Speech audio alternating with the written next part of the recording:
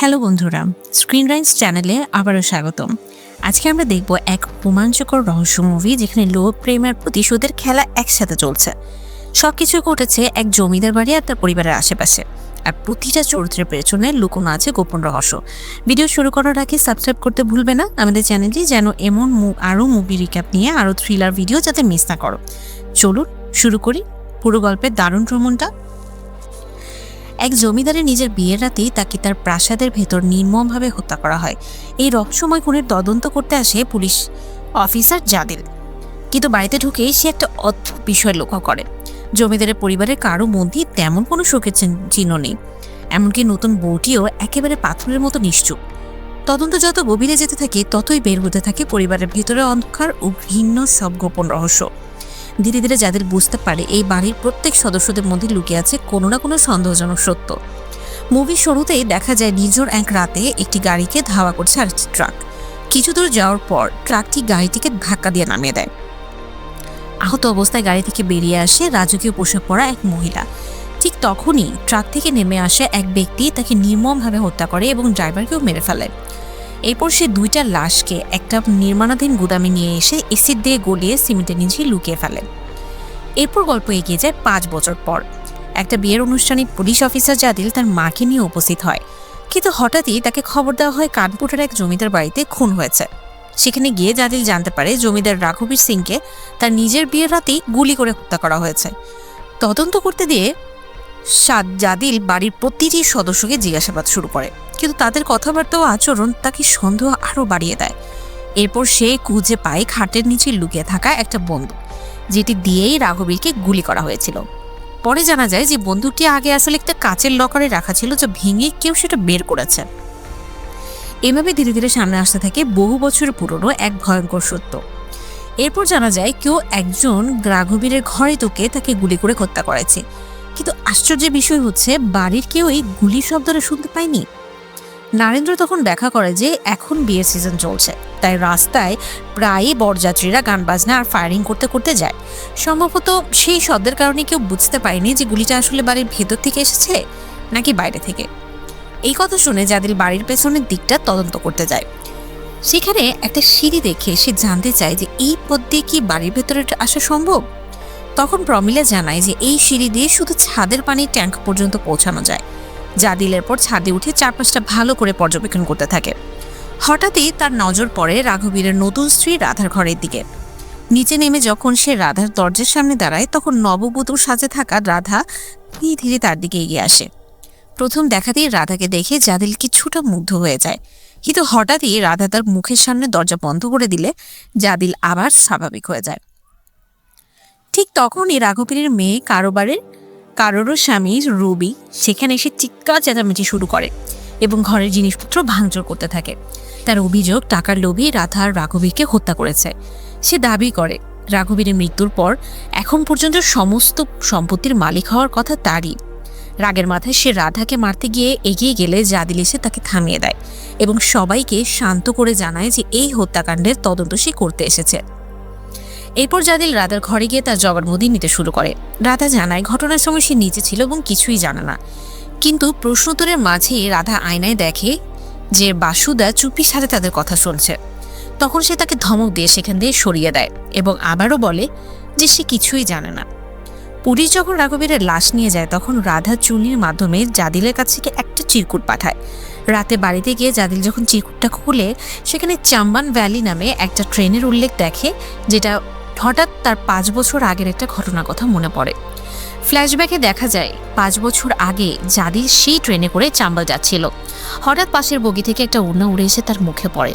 ওড়নাটি ফেরত দিতে দিতে সে দেখে একটি মেয়ে ট্রেন থেকে লাফ দিয়ে আত্মহত্যা করার চেষ্টা করছে। জাদিল দ্রুত তাকে ধরে ট্রেনের ভিতর নিয়ে আসে, আর সেই মেয়েটি ছিল আর কেউ নয়, বর্তমানের এই নববধূ রাধা। পরে জাদিল তাকে তার বাবার কাছে ফিরিয়ে দিয়েছিল। বর্তমানে ফিরে এসে জাদিল সবকিছু মনে করে বেশ অবাক হয়ে যায়। পরের দিন সে থানায় গিয়ে বিয়ের অনুষ্ঠানের ভিডিও ফুটেজগুলো নিয়ে আসে এবং লোকাল ইন্সপেক্টর নান্দুর সঙ্গে সেগুলো দেখতে শুরু করে। তখন নান্দু জানায় যে 5 বছর আগে এক রাতে ডাকাতের হামলায় রাঘবীরের প্রথম স্ত্রী এবং তার ড্রাইভার রহস্যজনকভাবে নিখোঁজ হয়েছিল। তদন্ত করতে গিয়ে জাতিল জানতে পারে যে রাঘবীর আসলে অনেক বছর আগে রাধাকে কোথাও থেকে জোর করে নিয়ে এসে নিজের কাছে রক্ষিতা হিসেবে রেখেছিল, কিন্তু এবার সে নির্বাচনে দাঁড়ানোর পরিকল্পনা করেছিল বলে নিজের ইমেজ ভালো করার জন্য হঠাৎ করে রাধাকে বিয়ে করার সিদ্ধান্ত নেয়। বিয়ের ভিডিও ফুটেজ দেখতে গিয়ে নান্দু জাদিলকে আরও কিছু গুরুত্বপূর্ণ তথ্য জানায়। সেখানে এমএলএ মুন্না রাজকে দেখে সে বলে এই লোকটির রাঘবীরের খুব ঘনিষ্ঠ বন্ধু, তার মেয়ের সঙ্গে রাঘবীরের ভাতিজা বিক্রমের বিয়েও ঠিক হয়েছিল। রাঘবীরের সমর্থনে মুন্না রাজ কয়েকবার এমএলএ নির্বাচনে জিতেছে, তাই সে সবসময় রাঘবীরের পাশে থাকছে। ভিডিও দেখতে দেখতে নান্দু একে একে জমিদার পরিবারের সব সদস্যদের পরিচয় দেখতে থাকে। তখন জাদিলের মনে হয় খুনি সম্ভবত এই বাড়িরই কেউ, কিন্তু নান্দুর সন্দেহ ছিল রাধার ওপর। সে যখন রাধাকে নিয়ে বাজে মন্তব্য করতে শুরু করে তখন জাদিল তাকে অন্য কাজে পাঠিয়ে দেয় আর নিজে ভিডিওতে জুম করে বারবার রাধার মুখতে দেখতে থাকে, যেন পুরনো কোনো একটা অনুভূতি আবার জেগে উঠেছে। এরপর জাদিল আবার নান্দুকে নিয়ে জমিদার বাড়িতে তদন্ত করতে যায়। সেখানে রাঘবীরের ঘরে তল্লাশি চালাতে গিয়ে সে কিছু অশ্লীল ম্যাগাজিনের মধ্যে একটা মেয়ের ব্যক্তিগত ছবি খুঁজে পায়। এছাড়াও বিছানার নিচ থেকে সে একটা সাদা পাথরের টুকরো পেয়ে সেটাও পরীক্ষা করতে থাকে। ঠিক তখনই বাইরে হঠাৎ চিৎকারের শব্দ শুনে জাদিল দৌড়ে যায়, গিয়ে দেখে রাঘবীরের ছেলে কারান রাগের মাথায় রাধার পোষা বিড়ালের দিকে গুলি ছুটছে। এতে রাধা খুব রেগে যায় এবং কারানের সঙ্গে তর্ক শুরু করে। পরিস্থিতি সামলে দিতে গিয়ে জাদিল রাধাকে ঘরের ভেতর নিয়ে যায় এবং পরে কারানকে এসে জোরে একটা চড় মেরে বসে। জমিদার পরিবারের ছেলের গায়ে হাত তোলায় রঘবীরের জামাই খুবই রেগে যায় এবং সঙ্গে সঙ্গে এমএলএ মুন্না রাজকে খবর দেয়।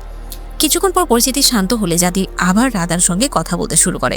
সে রাধাকে জিজ্ঞেস করে যে 5 বছর আগে সে ট্রেনের ঘটনার কথা কি তার মনে আছে এবং সে কিভাবে এই বাড়িতে এলো। তখন রাধা জানায় তার মা মারা যাওয়ার পর তার নিজের বাবাই তাকে এই বাড়িতে বিক্রি করে দিয়েছিল। জাদিল জানতে চায় সে পালানোর চেষ্টা করেনি কেন। তখন রাধা বলে সে একবার পালাতে চেয়েছিল ঠিকই, কিন্তু একজন পুলিশ তাকে ধরে আবার তার বাবার কাছে ফিরিয়ে দেয়। এই কথা শুনে জাদিল বুঝতে পারে সেদিন ট্রেনে রাধা আসলে আত্মহত্যা করতে যাচ্ছিল না, সে শুধু পরের স্টেশনে নেমে পালানোর চেষ্টা করছিল। আর সেই পুলিশ অফিসারটি ছিল জাদিল নিজেই, অর্থাৎ অজান্তে সে রাধাকে আবার সে ভয়ঙ্কর জীবনের দিকে ফিরিয়ে দিয়েছিল। এরপর জাদিল রাধাকে সরাসরি জিজ্ঞেস করে সে কি রাঘবীরকে খুন করেছে বা কারো তার সন্দেহ আছে। রাধা জানায় সে এতটা বোকা নয় যে ওই নোংরা লোকটাকে মেরে নিজের জীবন শেষ করবে, বরং এই বাড়ির প্রায় সবার উপরেই তার সন্দেহ আছে। রাঘবীরের কথা উঠতেই রাধা নিজের কাঁধের কাপড় সরিয়ে শরীরে আঘাতের চিহ্ন দেখায় এবং বলে এটাই ছিল রাঘবীরের মেইন উদ্দেশ্য, এটাই ছিল রাঘবীরের ভালোবাসা। তখন জাদিল বুঝতে পারে দীর্ঘদিন ধরে থাকা ভয়ঙ্কর নির্যাতনের শিকার সে হয়েছে। সে রাধাকে আশ্বাস দেয় যেভাবেই হোক সে তাকে সাহায্য করার চেষ্টা করবে, তবে কোনো সত্য লুকালে সে কিছুতেই কিছু করতে পারবে না। ঠিক তখনই এমএলএ মুন্না রাজ সেখানে এসে জাদিলকে আলাদা করে ডেকে বলে রাঘবীর তো মারা গেছে, এখন যদি সেই মেয়েটা এবারে মালকিন হয়ে বেঁচে থাকে তাহলে তাদের পরিবারের সম্মান নষ্ট হবে, তাই কেসটা সাবধানে সামলাতে হবে। জাদিল তারপর স্পষ্ট করে জানিয়ে দেয় যে বাড়িতে মেয়েদের কেনাবেচা হয় তাদের আবার সম্মান কিসের। এই কথা শুনে মুন্নারাজ ভীষণ অপমানিত বোধ করে। এরই মধ্যে বাইরে এক পাগলাচা মহিলা বসে থাকতে দেখা যায়। কনস্টেবল মিশ্রাকে সে জিজ্ঞেস করে সে কে। মিশ্রা জানে এই মহিলা হচ্ছে বাড়ির কাজের মেয়ে চুনির বড় বোন, আর 5 বছর আগে যে ড্রাইভার রাঘবীরের প্রথম স্ত্রীর সঙ্গে নিখোঁজ হয়েছিল সেই ড্রাইভারই ছিল চুনির বাবা। চুনির বাবার মৃত্যুর শোকে তার বড় বোন মানসিকভাবে ভেঙে পড়ে এবং ধীরে ধীরে পাগলের মতো হয়ে যায়। এদিকে জাদিল ফরেনসিক্স ডাক্তারের কাছে গেলে ডাক্তার লাশ পরীক্ষা করে জানায় যে জমিদার রাঘবীরকে রাত 10টা থেকে 12টার মধ্যে হত্যা করা হয়েছে। প্রথমে তাদের বুকের কাছে গুলি করা হয়, এরপর বন্দুকের বাটি দিয়ে মুখে বারবার আঘাত করে নিশ্চিত করা হয় যে সে মারা গেছে। এই তথ্য শুনে জাদিল পুরো কেসটা নিয়ে আরও চিন্তায় পড়ে যায়, এমনকি খাওয়ার সময়ও সে নান্দুর সাথে বিষয়টা নিয়ে আলোচনা করছিল।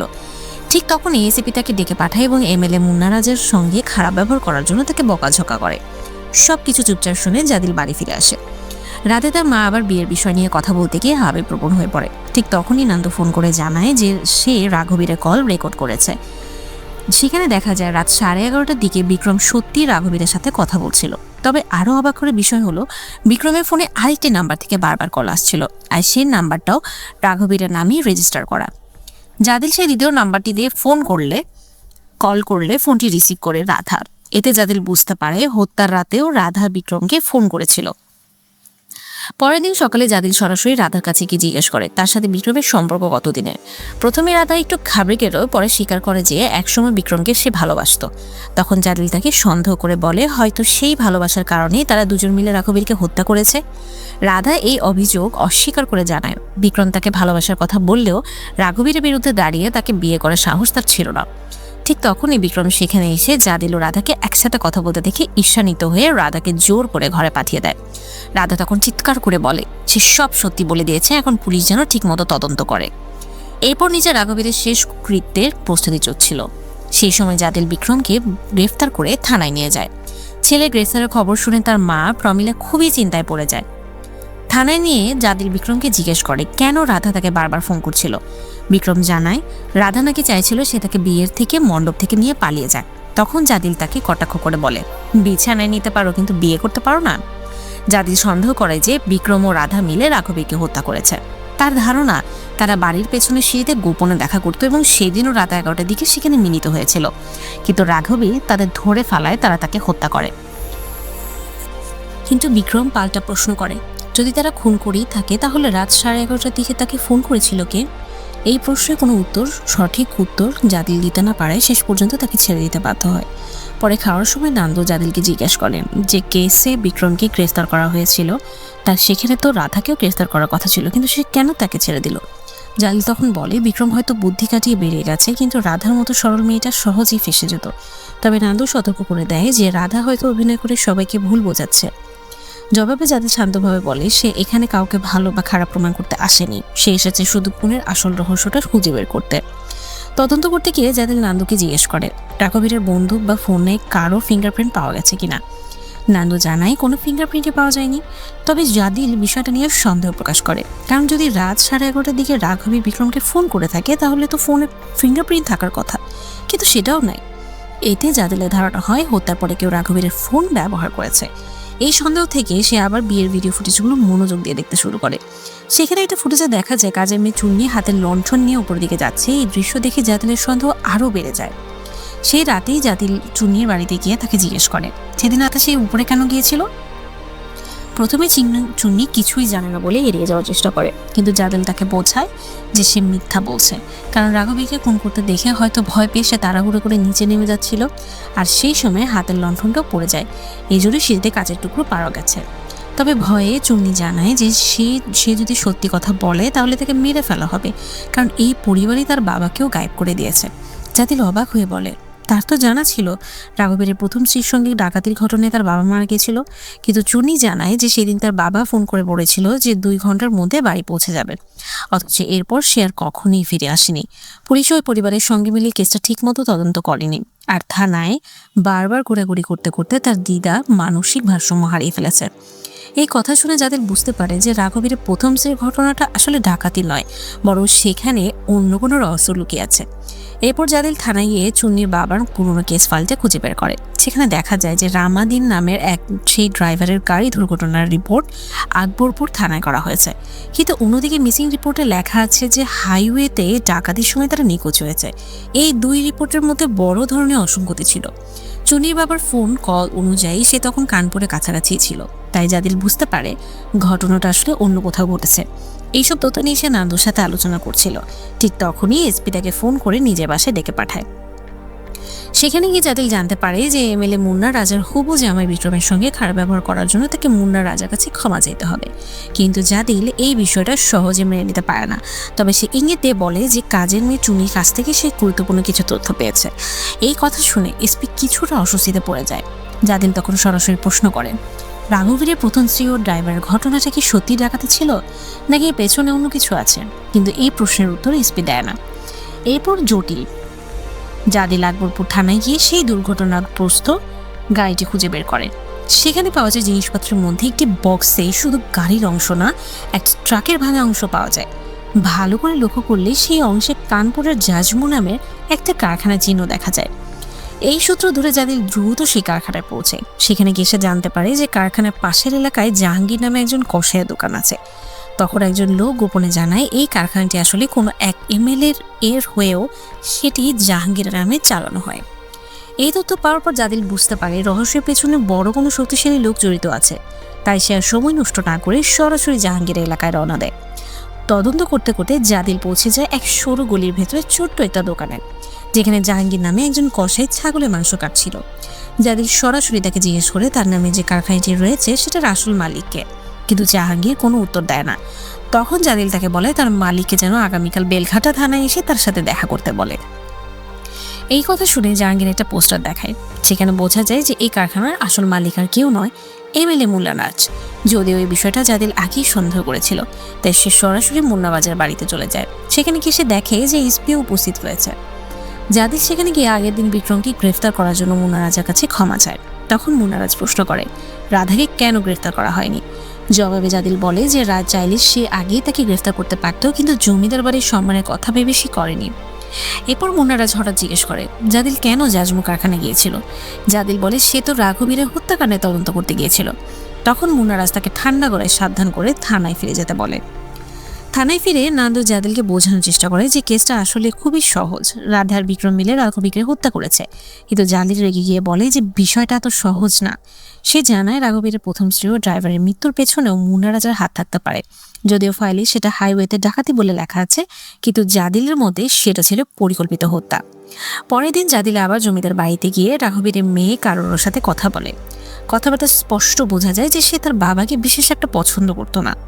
জাদিল তাকে তার মায়ের মৃত্যুর ব্যাপারে কিছু জানে কিনা জিজ্ঞেস করলে কারোরও জানায় যে মায়ের মৃত্যুর পর তার পরিবারে পুরোপুরি ভেঙে যায়।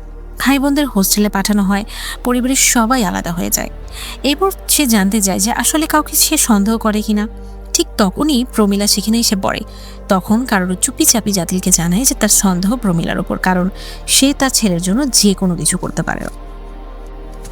এরপর জাদিল প্রমীলাকে জিজ্ঞেস করলে সে উল্টো বলে যে এইসব প্রশ্নের উত্তর মুন্নারাজই দিতে পারবে। পরে জাদিল চুপি চাপি রান্নাঘরে গিয়ে চুন্নিকে বলে তাকে এই কেসে সাহায্য করতে হবে। এর কিছুক্ষণ পর দেখা যায় যে জাহাঙ্গীর চুন্নি বাড়িতে আশেপাশে ঘোরাঘুরি করছে, যা দেখে চুন্নির দাদি ভয় পেয়ে যায়। এদিকে জমিদার বাড়ির রাঘবীরের তালাশি করতে যেয়ে একটা নার্সিং হোমের রিপোর্ট খুঁজে পায় এবং সেটি নিজের কাছে রেখে দেয়। ঠিক তখনই রাধা এসে তাকে জিজ্ঞেস করে কেন তাকে গ্রেফতার করা হয়নি। জবাবে জাদিল বলে বিক্রমকে হয়তো তার প্রভাবশালী শ্বশুর বাঁচিয়ে নিয়েছে, কিন্তু রাধা খুব সহজেই ফেঁসে দিতে পারত। পরের দিন সকালে হঠাৎ নান্দুর ফোনে ঘুম ভেঙে যায় জাদিলের। নান্দু তাকে জানায় যে একটা ভয়ঙ্কর খবর। জাদিল দ্রুত জমিদার বাড়িতে পৌঁছে দেখে চুনির মৃতদেহ বাড়ির পেছনে পড়ে আছে। ফরেন্সিক ডাক্তার জানায় যে চুনিকে গলা টিপে হত্যা করা হয়েছে। তার নখের ভিতর চামড়ার অংশ পাওয়া গেছে, যার মানে মৃত্যুর আগে সে বাঁচার জন্য অনেক চেষ্টা করছিল। এই ঘটনায় চুনির দাদি পুরোপুরি ভেঙে পড়ে এবং পাগলের মতো হয়ে যায়। কাঁদতে কাঁদতে সে জাদিলকে বলে এই বাড়ির লোকেরা তার নাতিকে মেরে ফেলেছে। থানায় ফিরে জাদিল নান্দুকে জানায় তার সন্দেহ মুন্নারাজার লোক জাহাঙ্গীরের ওপর। সম্ভবত চুনির হত্যার পিছনে তারই হাত আছে। কিন্তু নান্দু বিরক্ত হয়ে বলে জাদিল এখনো অপ্রয়োজনীয়ভাবে কেসটা জটিল করে তুলেছে। চুনির মৃত্যুর পর নান্দু দৃঢ়ভাবে বিশ্বাস করছিল যে এই ঘটনার পেছনে রাধাই জড়িত। শেষ জাদিলকে বলে জাদিল আসলে যুক্তি দিয়ে নয়, আবেগ দিয়ে চিন্তা করছে। এই কথা শুনে জাদিল ভীষণ রেগে যায় এবং দুজনের মধ্যে তর্ক থেকে হাতাহাতি পর্যন্ত হয়ে যায়। পরে এসিপি তাদের থানায় থেকে কড়াভাবে সতর্ক করে দেন। তিনি জানান যদি জাদিল ঠান্ডা মাথায় তদন্ত চালাতে না পারে তাহলে তাকে সাসপেন্ড করা হবে। থানা থেকে বের হওয়ার কিছুক্ষণ পরই হঠাৎ কয়েকজন মুখোশধারী লোক জাদিলের উপর গুলি চালায়। কোনো মতে প্রাণ বাঁচিয়ে সে লুকিয়ে পড়ে এবং নান্দুকে ফোন করে সাহায্য চায়, কিন্তু নান্দু তখনও তার উপর ক্ষুব্ধ থাকায় সাহায্য করতে অস্বীকার করে। বরং সে জানায় যে রাধাকে গ্রেফতারের জন্য সে ইতিমধ্যে ওয়ারেন্ট তৈরি করেছে। এই কথা শুনে জাদিল বুঝতে পারে যে রাধা বড় বিপদে পড়তে যাচ্ছে, তাই সে দ্রুত তাকে ফোন করে পালিয়ে যেতে বলে। রাধা পালানোর চেষ্টা করছিল, ঠিক তখনই রবি সেখানে এসে তাকে আক্রমণ করার চেষ্টা করে। সেই মুহূর্তে জাদিল এসে পৌঁছায় এবং রাধাকে নিয়ে সেখান থেকে পালিয়ে যায়। তাদের পিছু নিতে শুরু করে পুলিশ ও আরও কিছু লোক। শেষ পর্যন্ত তারা একটি চলন্ত ট্রেনে উঠে কোনো মতে পালাতে সক্ষম হয়, কিন্তু তারা বুঝতে পারেনি যে মুন্না রাজার বিশ্বস্ত লোক জাহাঙ্গীরের তাদের পিছু নিয়ে একই ট্রেনে উঠে পড়েছে। গভীর রাতে জাহাঙ্গীর হঠাৎ তাদের উপর হামলা চালায়। জাদিলের সঙ্গে তার তুমুল মারামারি শুরু হয়। পরিস্থিতি ভয়ঙ্কর হয়ে উঠলে আতঙ্কিত রাধা জাহাঙ্গীরকে ছুরি মেরে বসে। তখন সুযোগ পেয়ে জাদিল তাকে ট্রেন থেকে ধাক্কা মেরে ফেলে দেয়। পরের স্টেশনে নেমে তারা বাস ও অটো বদলাতে বদলাতে শেষ পর্যন্ত একটা নির্জন বাড়িতে পৌঁছে আশ্রয় নেয়। পরদিন সকালে জাদিল জানতে পারে যে এই বাড়িটিও আসলে রাঘবীরের গোপন বাড়ি, যেখানে সে মাঝে মাঝে রাধাকে নিয়ে আসতো। রাধা জানায় এই জায়গার কথা পরিবারের মধ্যে শুধু কারান একবার জানত। এদিকে তদন্ত চালাতে গিয়ে নান্দন চুন্নির অটোপসির রিপোর্ট থেকে গুরুত্বপূর্ণ একটা তথ্য পায়। মৃত্যুর আগে চুন্নি খুনিকে আশ্রয় দিয়েছিল এবং তার নখের ভেতর খুনির চামড়ার অংশ পাওয়া গেছে। এর মানে খুনি একজন পুরুষ। এই তথ্য শুনে নান্দু বিস্মিত হয়ে যায়, কারণ সে এতদিন রাধাকেই সন্দেহ করছিল। এসিপিকে এই বিষয়টি জানাতে গিয়ে নান্দু দেখতে পায় সেখানে মুন্না রাজু এবং জাহাঙ্গীর উপস্থিত রয়েছে।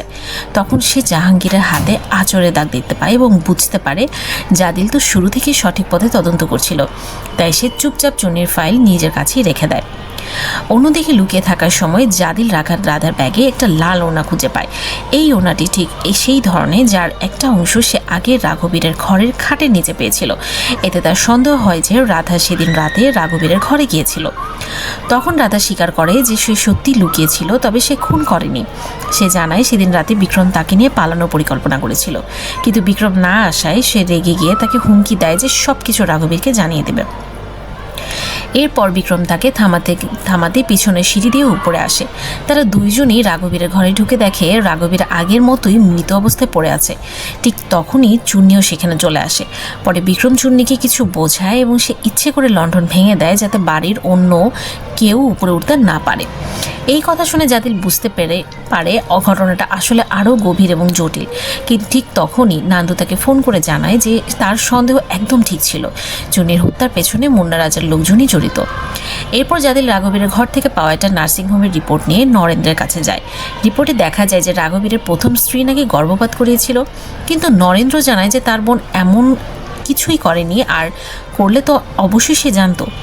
পরে বাংলার কেয়ারটেকারের কাছ থেকে জাদিল একটা গুরুত্বপূর্ণ তথ্য জানতে পারে।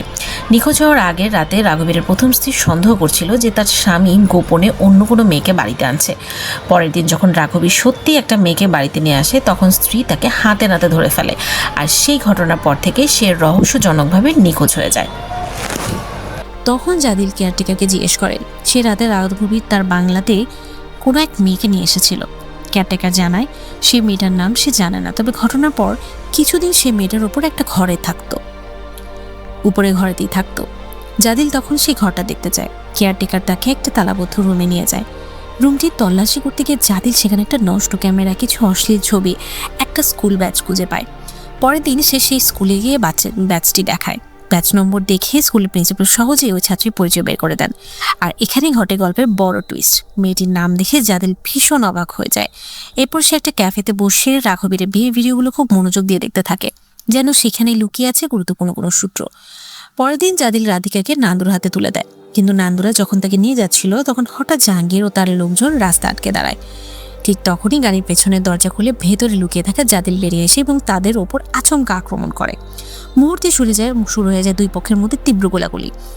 নান্দু জাদিলকে সাহায্য করতে থাকে, কিন্তু গোলাগুলির মাঝে রাধার রায় গুলে লাগে। এতে জাদিল তার দিকে মনোযোগ হয়ে পড়ে এবং এই সুযোগে জাহাঙ্গীর সেখান থেকে পালিয়ে যায়। নান্দু তাকে ধাওয়া করলেও শেষ পর্যন্ত সে হারিয়ে ফেলে। এদিকে জাহাঙ্গীর যখন বাড়িতে ঢোকে তখন চুন্নির দাদি প্রতিশোধ নিতে তার গায়ে পেট্রোল ঢেলে আগুন লাগিয়ে দেয়। জাহাঙ্গীর আগুনে পুড়ে সেখানে মারা যায়। অনেকের কাছে এটা ছিল তার অপরাধের উপযুক্ত শাস্তি। অন্যদিকে রাধাকে সরিয়ে ফেলার আনন্দে মুন্না রাস্তার বাড়িতে বেশ নিশ্চিন্তে ছিল। ঠিক তখনই আহত অবস্থায় রাধা সেখানে হাজির হয়।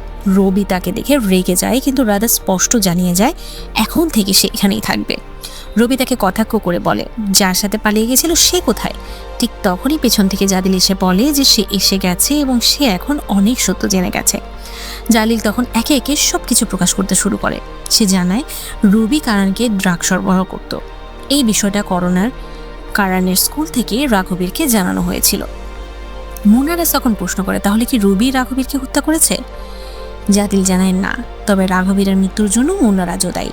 শুধু তাই নয়, রাঘবীরের স্ত্রী ও ড্রাইভারের মৃত্যুর পেছনেও তার হাত রয়েছে।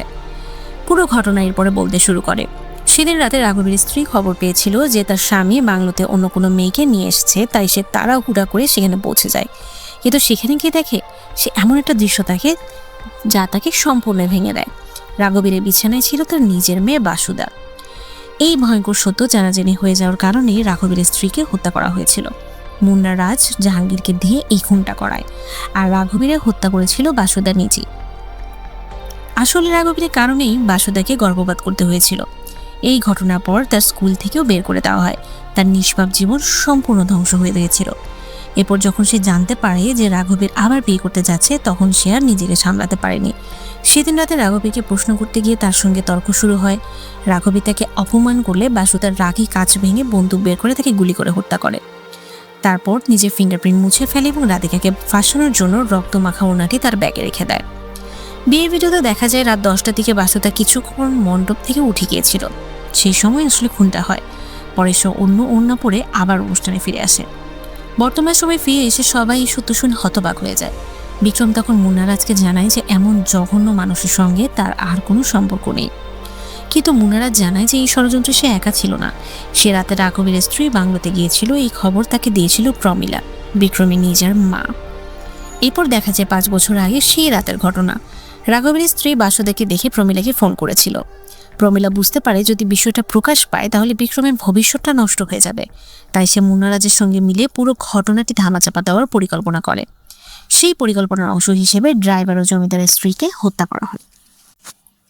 বর্তমানে ফিরে এসে সত্য জানার পর বিক্রম ও বাসুদেব দুজনেই তাদের মায়ের উপর ভীষণ মুগ্ধ হয়ে পড়ে।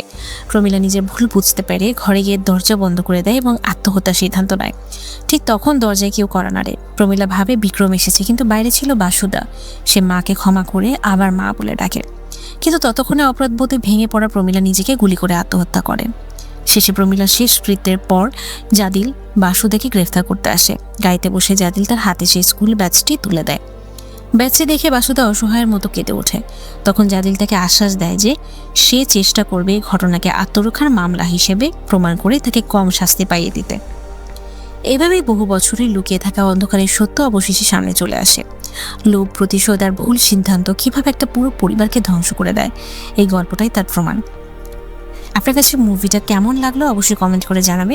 ভিডিওটা ভালো লাগলে একটা লাইক দিবে, বন্ধুদের সাথে শেয়ার করবে। আর এমন একটা ইন্টারেস্টিং মুভি এক্সপ্লেনেশন দেখতে চাইলে এখনই আমাদের চ্যানেলটি সাবস্ক্রাইব করে পাশে থাকুন, বেল আইকনটি অন করে রাখো। আমি আবারও খুব শীঘ্রই আসবো নতুন একটা মুভির গল্প নিয়ে। ততক্ষণ পর্যন্ত সবাই ভালো থাকবে আর সিনেমা দেখতে থাকুন। আল্লাহ হাফেজ।